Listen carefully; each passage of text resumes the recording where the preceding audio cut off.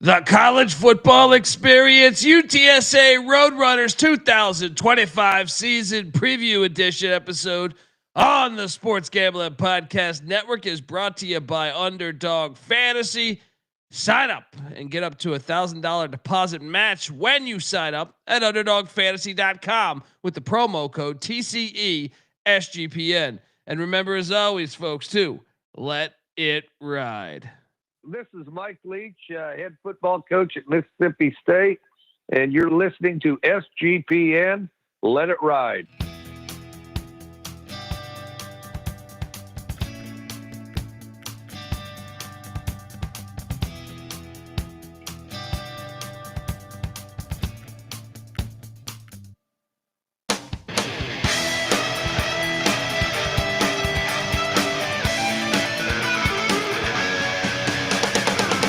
Yes, yes, yes. Woo! Welcome to the College Football Experience. UTSA Roadrunners. Look at this little thing. Alert, alert. Season preview for the year 2025. That is upon us. And look, people probably been wondering. I got several DMs. What's happening to the show? No, we're breaking down all 136 team previews with the solo podcast for each and every team in the land. We just took like a 8 or 9 day hiatus because, well, I was in Los Angeles recording from the studio doing our conference previews. Flew back. They got me on the fucking Wuhan seat, so I've had a little bit of the flu. Don't get that Wuhan seat on the flight back, but here we are. We're back, and our previews are rolling again. 2 a days, pretty much. Sometimes 3 a days, all the way until August. Obviously, no July 4th because we will be getting drunk and shooting off explosives. So, look, if you're wondering who the hell you're listening to, my name is Colby Swig at Database Dan, a.k.a. Pick Dundee. That's not a pick. This is a pick.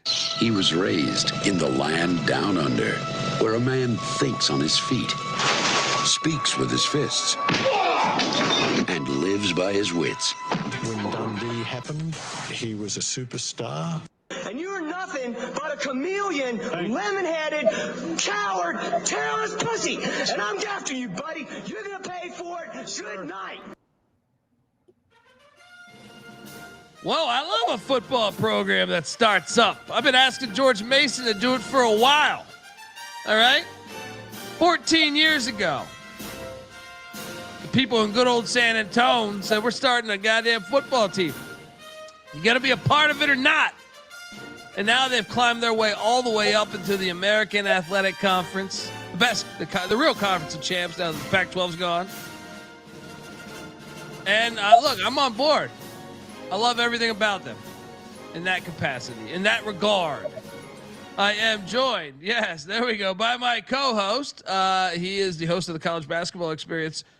Make sure you check out all the episodes happening over there. Give it up for former staffer at Austin Peay with the Governors, South Carolina with the Gamecocks, and West Virginia with the Mountaineers, Ryan McIntyre, a.k.a. Moneyline Mac. How are you, brother?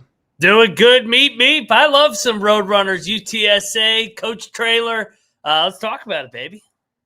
Mac tonight. Come on, make it Mac tonight. Yes, Coach Traylor is a hot commodity. This is the only dangerous thing here with another winning season.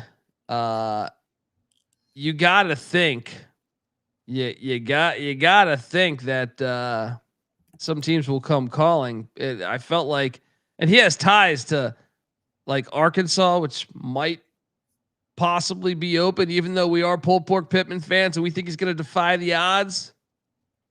But it's tricky because he's got some ties. Also, just in the state of Texas, I feel like could have some jobs open there. Yeah, I let's just start the slideshow. Let's jump into this thing. YouTube.com/the college experience. As look at those meet fire name as far as I'm concerned. The Roadrunners, fun name. But like you mentioned, Jeff Traylor is a fucking great coach. 11-3 And I think in 21, I believe he was 11-3 or 11-2.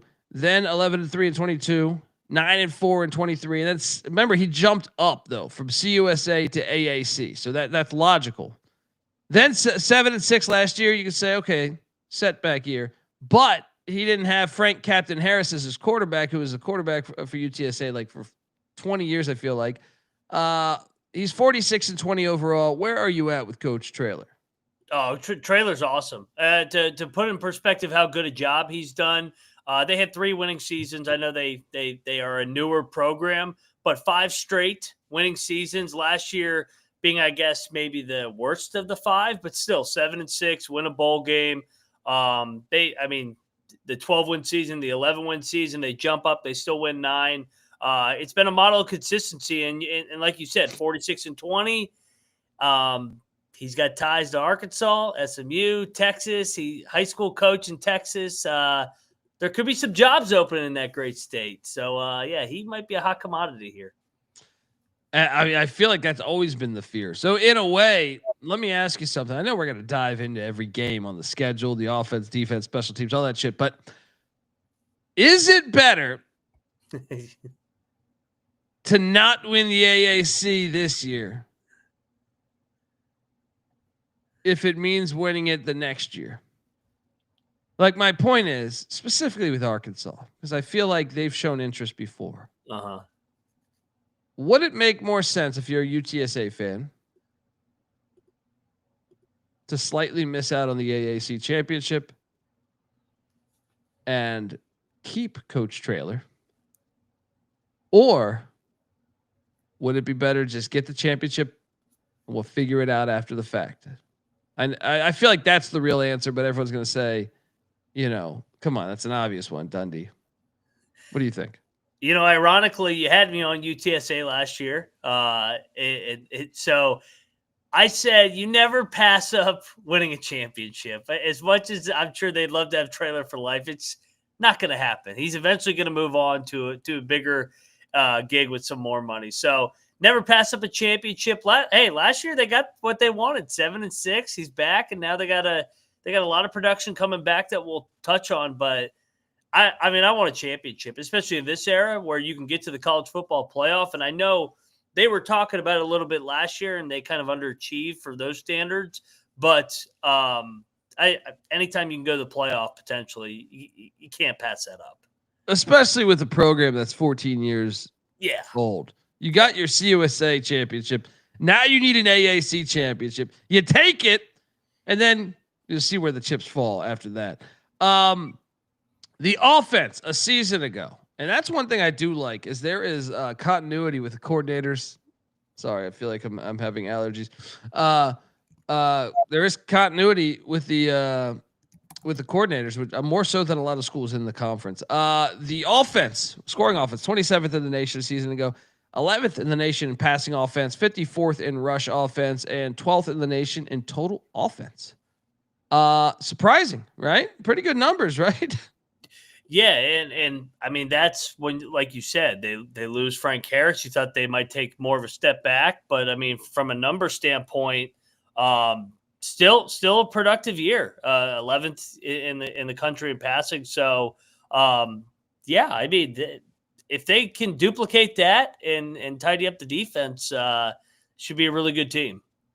Yeah, OC Justin Burke doing a good job there with them. Back on the offensive side of the ball is Owen McCown, 31 touchdowns, 15 interceptions in his tenure as a college football quarterback. He is the son of Josh McCown, former NFL player.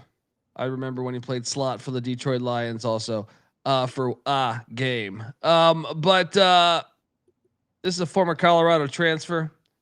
So I was bitter to see him leave. I wanted to see him stay in Boulder. But he's one of the best quarterbacks in the AAC, I think. And you got to be optimistic with his return. I mean, I would think, I'm trying to go off the top of my head with Mensa leaving Tulane. I kind of think if someone quick, maybe Byron Brown at South Florida. Yeah. I think I'd still take McCown. I mean, and the thing about McCown is I thought he really turned it on after the first month when they got done playing those bye games. So, I mean, he lit it up against Tulsa, Memphis, North Texas, so at Rice. I mean, he was good, 31-15, and threw for over 35 or just under 3,500 yards. And Rice had a good defense last year too. So, yeah, very good stuff there. He is back at the helm. Also at the running back spot, don't forget Robert Henry is back. This guy that's got over 1,200 yards and 19 touchdowns in his career. Man, you got to like the production coming back. And man, the running back position they loaded up on, by the way. Yeah. We will get to that. But returning starters, what do you like to see? 4 of 5 on the O-line back, Mac. That is pretty substantial to me. Also, besides Owen McCown and Robert Henry, Devin McEwen back at the receiver spot. I mean, I know they took a small hit with Carpenter graduating and the tight end leaving in the portal, but the offense should be pretty fucking loaded, man. What do you think? I think those numbers will probably be better this year. Yeah, I would think so too. And it's another year, like you said, we were talked about Burke at the beginning. Justin Burke, the offensive coordinator. It's his third year as the OC, so some continuity. You got McCown back, you got Henry back, who averaged 5.5 yards a carry. And dude, anytime you can get 3 or more back on the O-line, that usually sets up well. So this offense should hum next year. Yeah, I agree.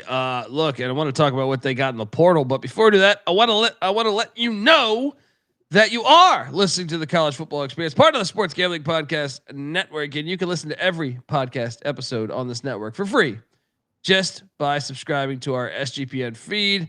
Get it wherever you get your podcasts, and remember, as always, to let it ride. All right, yeah, the transfer portal, so the offense brings back almost everybody. The transfer portal, they go out, they did attack the portal, and man, Noah Lugo coming in from BYU. BYU might regret letting one of their quarterbacks go, seeing how Retzlaff ate some girl's ass and got suspended for the first 7 games. Well, I mean, there's a bunch of other stuff going on, apparently. I don't know. Utah fan. Yeah, something happened, but BYU sitting there saying, damn it, we let Lugo go.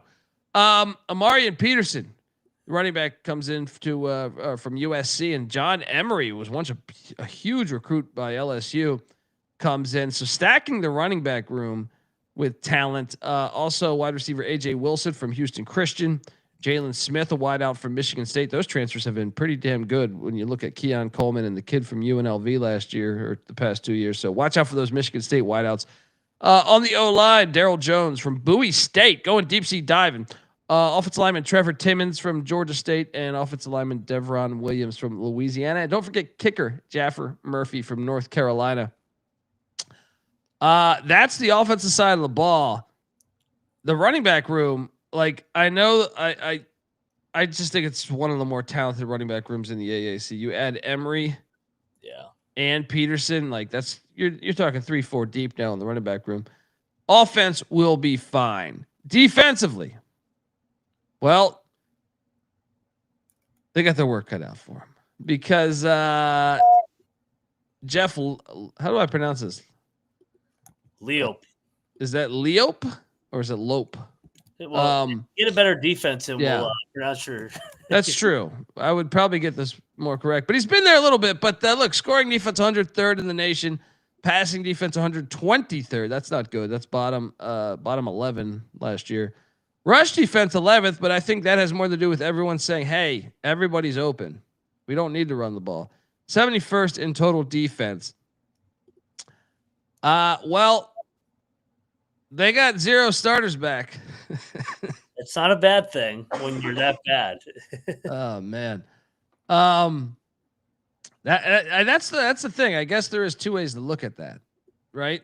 When you're that bad, you want the defense to say, "Hey, get the fuck out of here."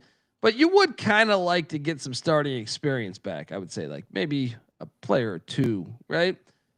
Well, they went out in the portal and they attacked the portal. I mean, when I say they attacked the portal, they attacked the portal. Cameron Blaylock from Tennessee State with Eddie George a season ago. They were in the FCS playoffs. coming in on the D line. Same with Roberts Day, another defensive lineman from Baylor. Jalen Jones from UT Rio Grande. I love a transfer from a school that's starting this season. I mean, I know they were there last year, but the school starting. Shout out to UT Rio Grande. The Mexicans, as we call them here, they're starting their football program this year. Don Munnerlin from Toledo, bringing in some quality teams. I would say, like, I mean, I can't break down Jalen Jones's tape at UTRVG, but the other guys pretty decent there. Jashad Presley, UCF at the linebacker spot. Shad Banks had some solid numbers at TCU. Linebacker Brandon Tucker from Texas A&M Commerce, and cornerback Caden Meyer from Nevada. Also cornerback RJ Lester from Oklahoma State. Safety Cam Upshaw from Memphis, and I got him twice. And also Brandon Jacob from UCF. Man, when you look at all that, are the numbers going to be better, Mac? I mean, well, they need to be. I think that's the main point here. I mean, they were in shootout after shootout after shootout last year, so I think so. I mean, bringing in guys from the high major level, I think that the depth on the front seven will be better, and hopefully that they can do it more by committee. But yeah, they gotta be able to take a step there on that pass defense. 123rd ain't gonna get it done. I'll say this. I think their numbers will be better just because I feel like the conference is not as good as a season ago from a passing point of view. Seth Hennigan graduated. Mensa, Tulane's QB's gone to Duke, right?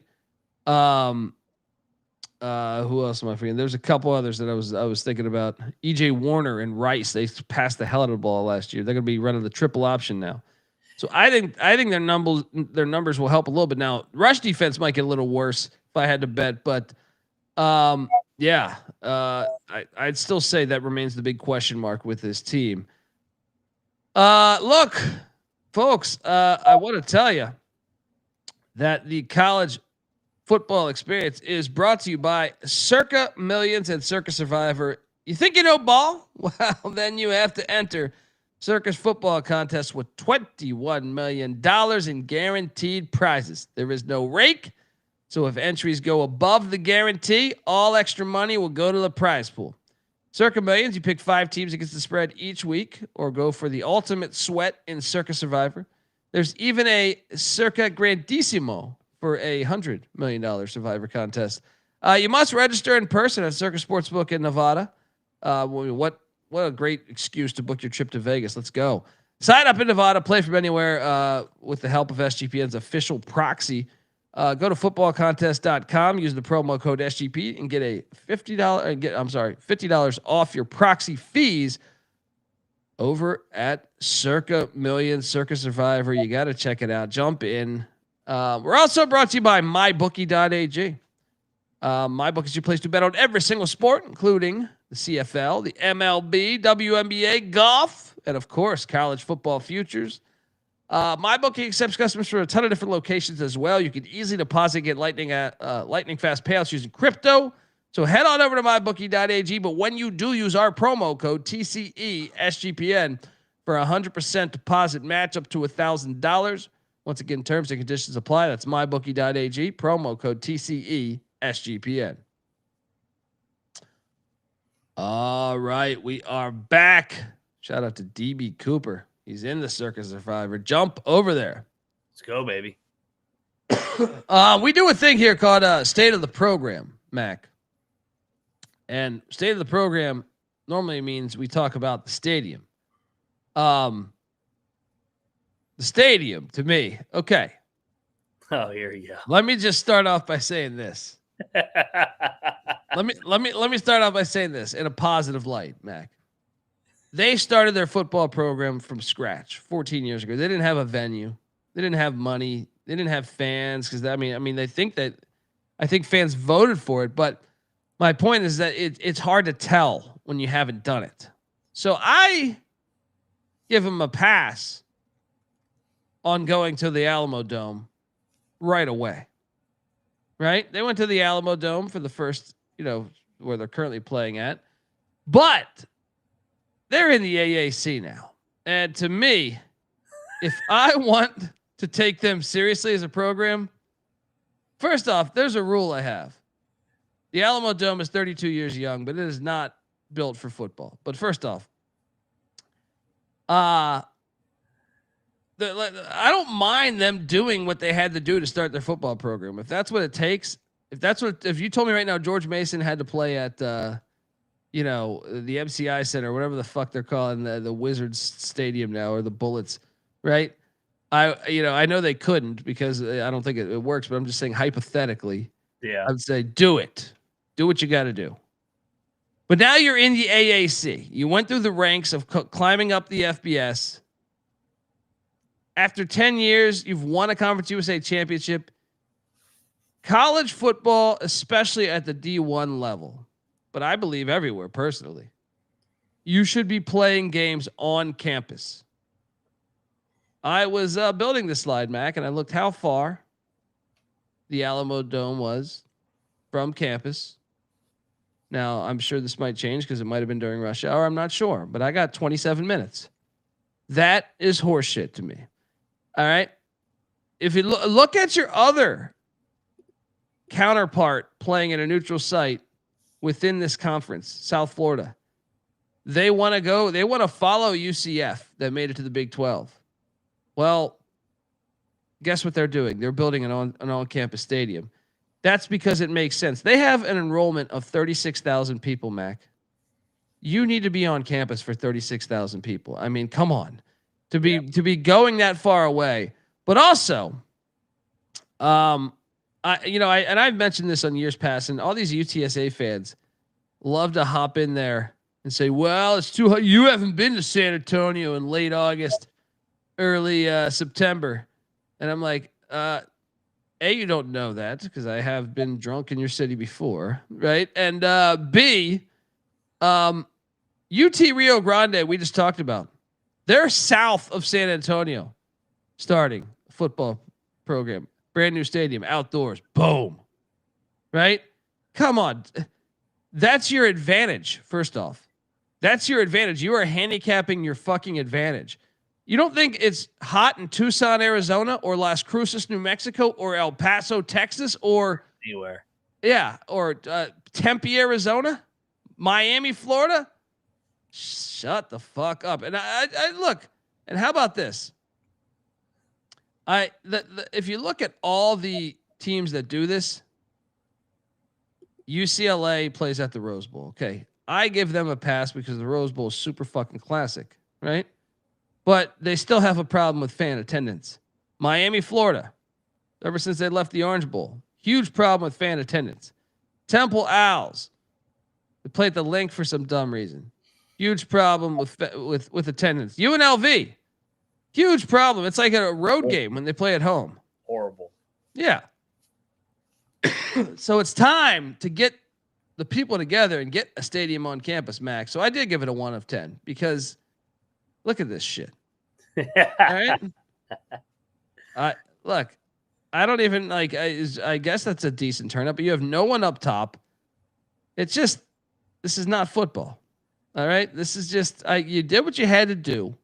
And I respect that, but now it's time to turn that page. They have good fans. I feel like they have, out of those teams I mentioned that play at these neutrals or that play at non-campus stadiums, they might have the best fans of them all. They might, but they got to fix this. What do you give this on your 1 to 10? I mean, yeah, that's a good photo right there. Yeah.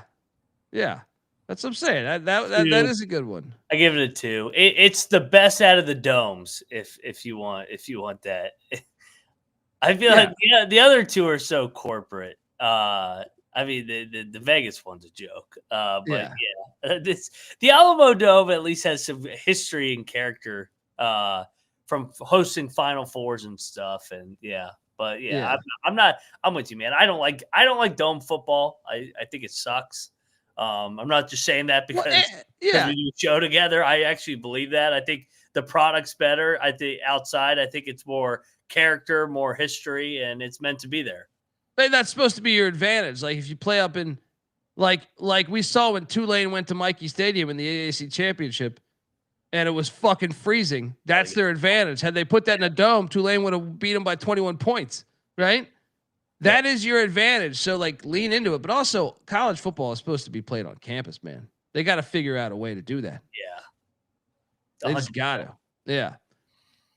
So you give it a 2. Like he's generous. Look at these fans. 210. There we go. Maybe that's why I give it a 2, because their fans do care. I feel like they do have the best of these non-campus stadiums. They probably have the best fans, but that even more of a reason to get it on campus then. 100%. I mean, if they're showing up to this shithole, I mean, imagine if they had a nice stadium on campus that seats what, 30, 35,000. Shit. 100%. 100%. And Texas State. Yeah, Weehawk talking about Mario Chalmers as the real thing that happened in the Alamodome. Yeah, yeah, exactly. 2008 Final Four. I remember like back in the 90s, and like a water pipe burst in the middle of like a San Antonio Spurs preseason game. Just water went all over the court, like a gigantic pipe from the ceiling. It was fucking hilarious. So state of the program though, Mac, I actually give this a 7 of 10 because, and I almost put it at 8 if it wasn't for that state. If there was even plans for a stadium on campus, I think I would have put it at an 8. I put it at a 7 because I do think they're in a thriving city, right? Like San Antonio. And then I think the fact they started their football program 14 years ago, they have come a long way in 14 years. When you think of it like that, and in no time they're in the AAC. I mean, they surpassed, like take JMU, who's been playing football since the 70s. They're still in the Sun Belt, like they would want the AAC's money. UTSA was able to coast right in on that. So I do think it deserves a 7 of 10. I do think if you're a fan, you saw Texas State join their rivals, UTSA's rivals, Texas State joined the Pac-12. Yeah. I mean, what do you give the state of the program, 1 to 10? I'll give it an 8 just because I think 5 straight winning seasons. They've only been here 14 years. Are they kicking themselves that Texas State got the invite over them? I think no. I think their money's kind of even, but I do think, I don't know. They might down the road. I don't think they are right now. Yeah, we'll see how it shakes out because from the way I hear it, the AAC will still have the leg up financially for each of their teams, but barely. I think but I don't know. It does make it because you might think the new Pac-12 might be the best football conference outside of the Power Four. And that might make it a little tricky, but I don't know. You look at the AAC, obviously you got ECU, best team in the nation, Army, Navy, Memphis, Tulane, South Florida. You still got some heat. So 8 of 10 for you, 7 of 10 for me. Get that stadium going on campus and let's go. Let's talk about the schedule. All right. Because fun times in San Antonio. Well, for the season, week 1, when they head to College Station, Texas, take on the Texas A&M Aggies. And Mike Elko in a series that goes back 9 seasons. I am curious. Do you have a line on this one, by the way? This has got to be what, 31, 28, something like that? Bear with me looking this up now.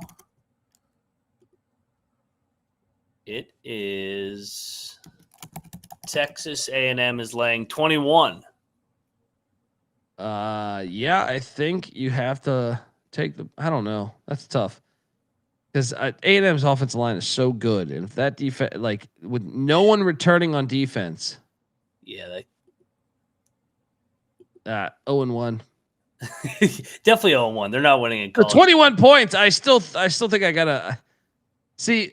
I guess I would take it because Marcel Reed hasn't proven to be like super great in the air. So if you're running the ball that much, the clock is burning. But I don't feel good about 21 points there. Yeah. How about you? I might lay it, honestly. I think that A&M's so good in the trenches. But I mean, I don't think that they're going to get drilled. I mean, I could see it playing out like some of their Texas games. It just gets away from them in the third, fourth quarter. Yeah. So 0-1 out the gate. No shame in that. Then you got the Battle of I-35. Newest Pac-12 team, Texas State, who whooped their ass last year, by the way. Texas State has now got to head into that filthy Alamodome, take on UTSA. I got revenge on the mind, Mac. I think UTSA is going to get this game. I am a little concerned about the body blow that could be Texas A&M. Yeah. And I think this is an awesome game. And I believe me and you have had a conversation randomly about how this should be a Thursday night game or a Friday night game. This would be an awesome game. I mean, it still is an awesome game. It's just, I feel like for the lay college football fan, they don't know about this rivalry. But I'm taking UTSA to get this win. What are you doing here? Yeah, they're 5-1 all time. They finally lost to Texas State last year. I like the Roadrunners to get their revenge after getting embarrassed last year. I mean, they got housed. Yeah. 49-10. And they remember that shit. And if you're wondering, folks, how can I say it's a good rivalry when it's 6 years? It's beyond football. The universities and all the other sports they've had for a while, they're rivals. So, 1-1. Let's go. Then I love this game on the schedule. And here's further more proof to you fucking idiots that say you can't be outside. Guess what incarnate word has? They have an outdoor stadium. Guess where they're located, Mac? San Antonio, Texas. Holy shit. Crazy concept. They also had the first pick of the draft in Cam Ward. I love this game on the schedule. Battle of San Antonio. They should play this every year. I will take UTSA to be 2-1. I will too. 2-1 for the old Roadrunners. Let's go. Then they head to Fort Collins, Colorado. Now, I will tell you this. We did our Colorado State preview. I took Colorado State. Am I concerned a little bit about the pass defense of UTSA facing an air raid quarterback who started 3 years? A little bit. Especially when I dove into how bad these passing numbers were from the defense of UTSA a season ago. However, I still believe UTSA is a tougher team than them. So I will take these Roadrunners, but I don't feel great about it. What are you doing here?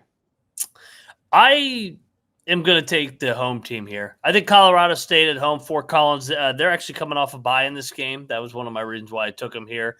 I think that this will be a shootout, but give me Colorado State to find a way to win a entertaining one out there in the mountains. I'll tell you this, buddy. This is the closest I've been to Benedicting on our team previews already.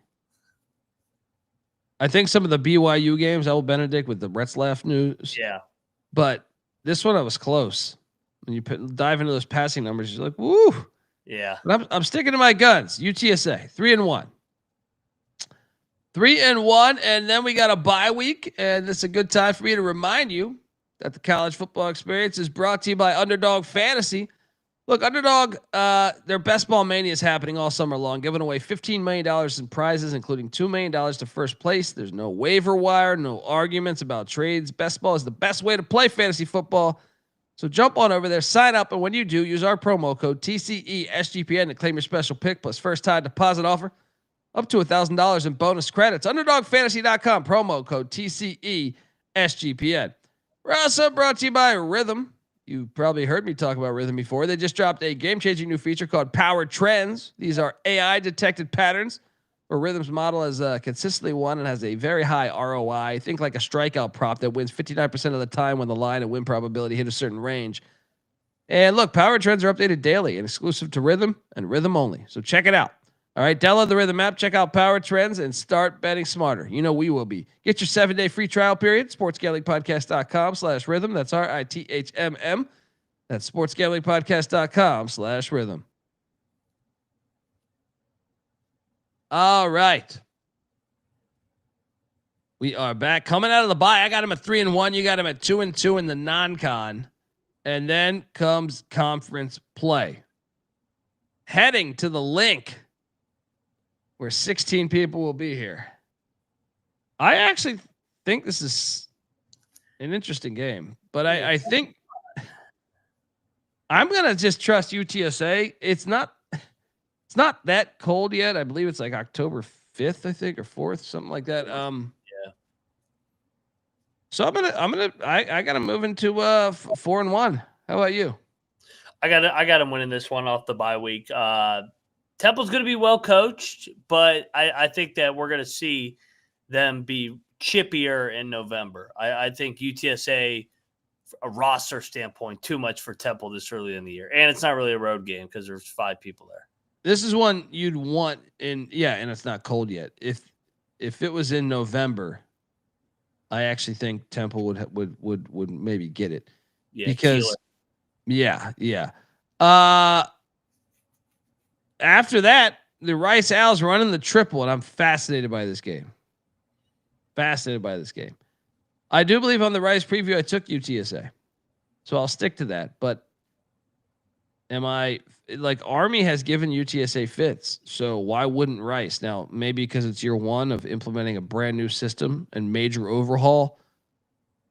But I can't wait to watch it. But I'll stick to it, man. I got him sitting there with still 1 loss, man. What are you doing here? I got him winning another one as well. That gets me to 4-2. You got him at 5-2. No, I got a 5-1. Yeah. Sorry. Yes, 5-1, and I'm 4-2. Yeah. Then after that, they're heading to Denton, Texas. A little rivalry game. This is tricky for me because I was doing some homework on North Texas. I might have been underselling them on some of those wins this upcoming season, but I still think UTSA is a better team right now. So I will take. But my boy Reese Poffenberger is starting for North Texas. Yeah, I kind of love that, but I think UTSA is a little bit better of a roster. I will say this is a more losable game than I thought it was 2 weeks ago. This game's going to be in the 40s, isn't it? Last year, 48-27. Sure. Yeah. Give me UTSA.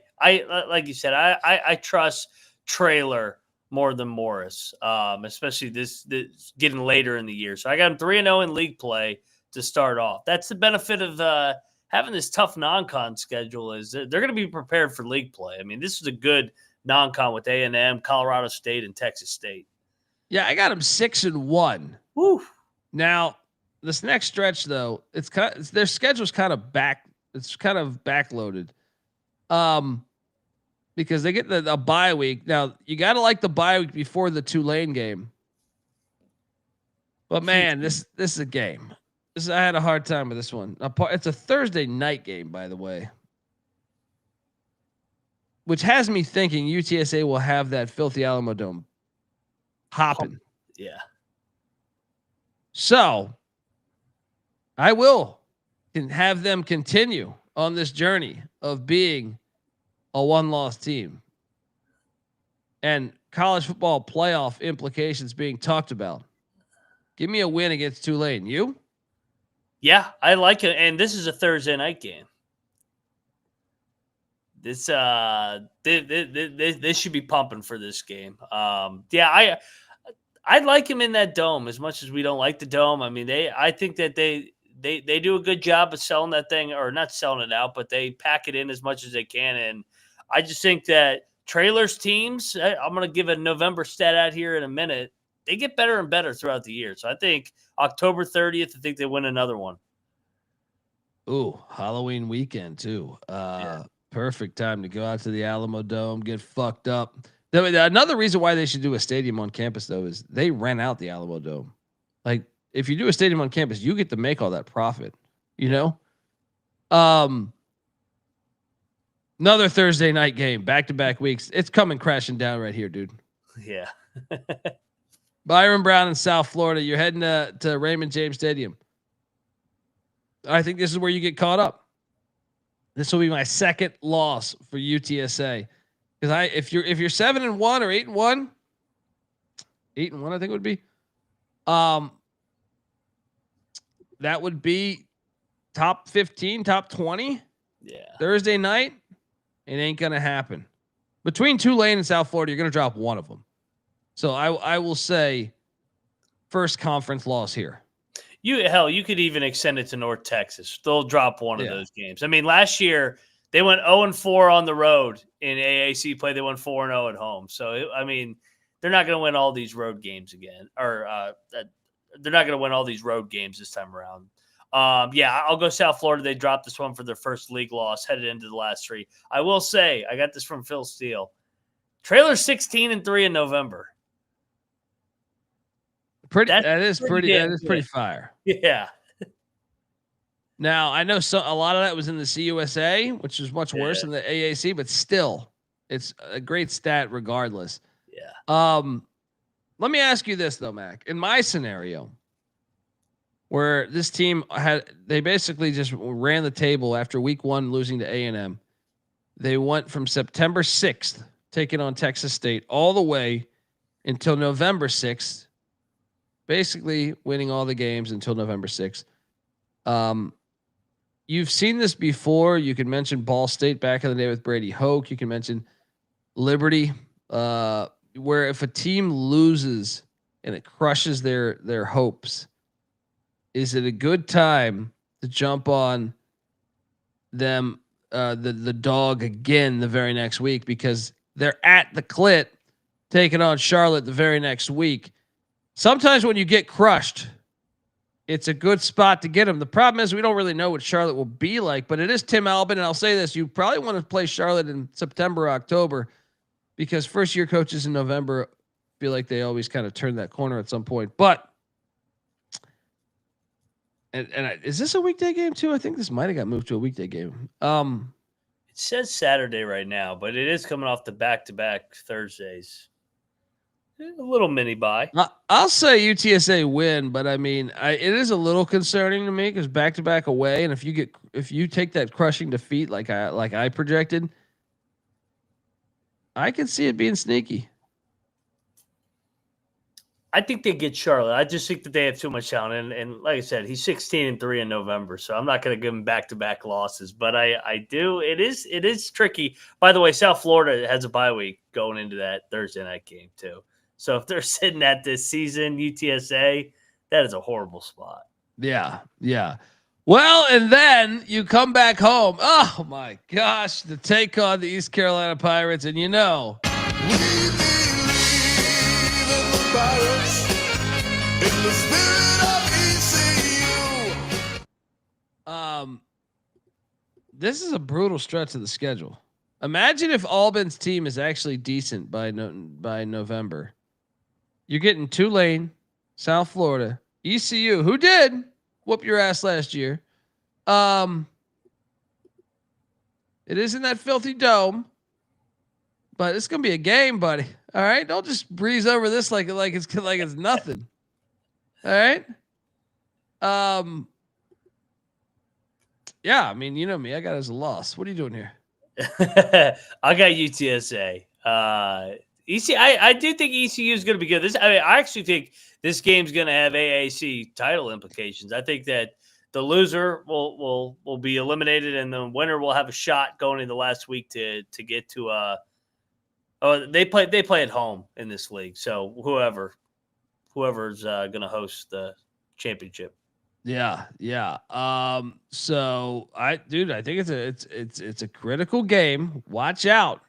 I think actually you can make a case. These are the best two quarterbacks in the AAC right now. Mm-hmm. So what do you got them at now? 8-3? No, yeah, 8-3 going into the final game of the season on Black Friday. The Army Black Knights, who have notoriously, I feel like, given UTSA fits. Yeah. So it's at the Dome. I'll take UTSA to get a win here. I got them 9-3 final record. 8-4, 9-3. I can see them losing this. Yeah, but Army's fuck with them. They've lost like 5 out of 6 against Army, but last year was a close one up there at West Point. I think they get the revenge. I got them 9-3 as well, and I only have with one conference loss. So you got them probably hosting. See that's yeah. Yeah, if they're hosting, I mean that personally that would be the worst thing that could. Yeah, that would be the worst thing that could happen because that's the one location you don't want the conference championship to be in. But They have a great schedule. Yeah. They really have a great schedule. There's no Memphis on the schedule. Navy. No Navy. I mean, yeah, those are two ones projected to be at the top there.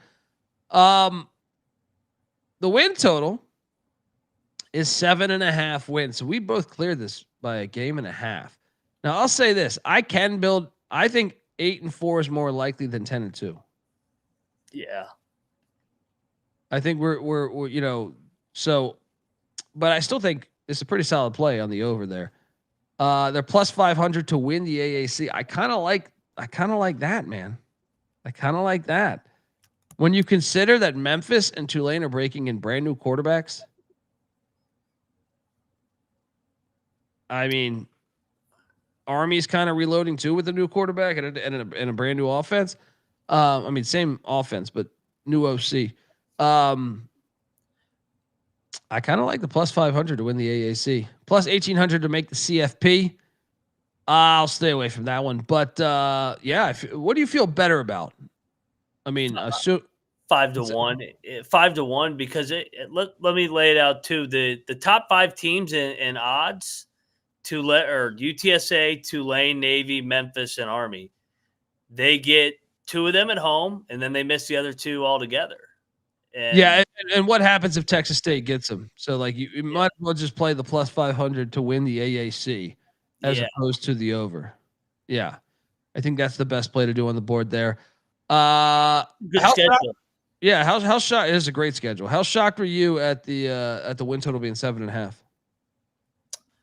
Not as shocked, just because they're coming off their worst year, I guess 7-6. But I think also if you didn't watch the year last year, they were sitting at 3-5, and then they ran off 4 out of their last 5 and down the stretch and got better and better. McCown's coming back, and they got all that continuity on the offense. So defense got to step up, but maybe a little surprised it was 7.5. But I feel like if it was 8.5, that would be a lot. Yeah, I still feel pretty good about it though. But I think, we lock up our bets. I'm going to lock up plus 500 to win the AAC because I think that's worth. I'll take a couple different bets in the AAC, but I think that's good value right there. Plus 500 to win the AAC, and especially if you're hosting the game there in San Antonio. So, yeah. Shout out to the chat. They're asking about the show. No, we have Arizona State coming up next in about 20 minutes or 15 minutes here. But Mac, let me ask you this. Next year when we do this, is Jeff Traylor the head coach of UTSA? If they go 9-3 like you and I predicted, no. They will have a new head ball coach. I would think that they would promote within. It makes sense. It makes a lot of sense considering the staff has been there a bit. So, but you've seen that also fails before. So, I mean, I don't know. It's an interesting spot they would be in there because and it depends if they play for a championship or not. But yeah, I would say if I had to bet, he's probably not. I would think Arkansas could come calling, or perhaps if Baylor loses Aranda. That there's some situations that I think could spark some movement there potentially. But we're both on the over, both plus 500 to win the AAC and build a stadium on campus and play college football the right way. But next up we got Arizona State. And by the way, if you wanted the overall look at the schedule there, the road games. I think that's the big thing here is the road games in conference are pretty nice. And for a dome team, they don't play any cold games. Yeah. I mean, Charlotte's going to be their coldest game. Yeah, I think so. I think you're right. Charlotte will be their coldest game. This is a great schedule. The more, I don't think anybody else. We love Navy's schedule. But this may challenge Navy for the best schedule so far. Yeah, when you think about it could be cold in November or late October. You think about Temple, which they get in early October 4th. You think about Navy, they don't get. You think about Army, they get them at home. You think about East Carolina, they get them at home. You think about Tulsa, they don't play them. So, nice schedule. It is a nice schedule. I guess maybe North Texas could be sneaky. That's week 8 though. No, I think you're right. Charlotte's the coldest it'll be. Yeah. It's still in Texas. Yeah. This might be the finale for Mr. Traylor. We might be talking about head coach Justin Burke next year. Yeah, I think so. Right. I think we might. All right, folks, look, we'll be back. Remember, we're breaking down all 136 teams. We got Arizona State, the Sun Devils are doing here in about 15 minutes. Enjoy the slideshow on the way out. Once again, highly recommend watching the show, youtube.com/the college experience. Because we like to honor the history of the sport and the history of each team, even though it's only 14 years deep, we honor it all. Right. So, subscribe, tell a friend. All right. Mac's on Twitter at moneyline_Mac. I'm on Twitter at TheColBD. The College Football Experience is on Twitter at TCE on SGPN. And check us out. Till next time, this is the College Football Experience. You better start thinking about yours. And we out of here.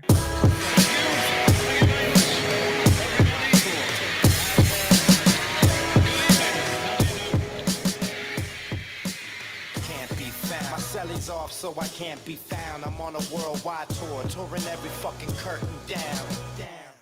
They say the Lord watches over my sins, over my head, watching hair as it thins. Over the ledge, it ain't letting me in. There's still regiments and relevance to letting me win. Win, lose or draw. You ain't prepared unless you all ready to lose it all. Losing a brawl? Yeah, that's a Friday day. Good friends know my Nina Hideaway. They came and went, but the riders stay. So it's like I won the lottery and can't be found. Until I resurface with the latest purchase. 33 and a third and 45 circles. You ain't got that shit. And I ain't 45 king. But on the beats, I've been doing my thing. I start the program and the doorbell ring. I gotta leave town to a place I can't be found. My celly's off, so I can't be found. I'm on a worldwide tour, touring every fucking curtain down. American dreams, lessons, and still they work. I guess the sand on the beach still was really dirt. Now I'm going home, flying over Rome at 30,000 feet. Like, damn, is that really Earth? I see the killers work on walls, familiar turf. Got a little school in graph, 101 was first. Got a little school in math, didn't really work. But put the numbers on the block and I make them hurt. Any block is my stomping ground where my people lay low so they can't be found. They don't wanna be, ain't from the crew, but I'm honorary. Liquid, soul assassin, psycho harmony.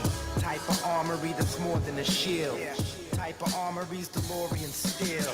Type of warrior's ill. So true to my sound, but dig deep so it can't be found. My celly's off so I can't be found. I'm on a worldwide tour, touring every fucking curtain down. It's the revenge of our stealth, the intelligence plane. Armor, a manifestation of karma.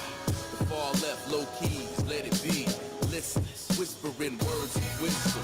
Ghost dog breathe in the shadow of leaves. Same darkness hides criminals, crooks, and thieves. Special forces black.